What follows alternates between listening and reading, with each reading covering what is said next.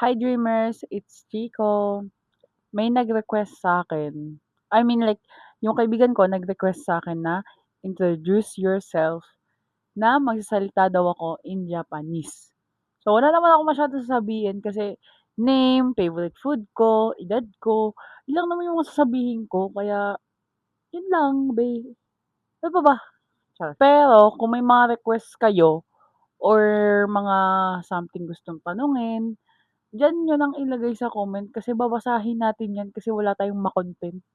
Eh, hindi gaganon. Maintindihan niyo rin is maglalagay din ako siyempre ng English dito. English! Shala ka, ante mo. May English diyan na ilalagay ako para mabasa niyo, maintindihan ninyo. Kasi baka magtanong kayo kung ano. じゃあ、自己紹介を始めます。よろしくお願いします。まず、名前から言います。私は相沢八子です。年齢はまだ19歳です。マジです。日は1月の8日です。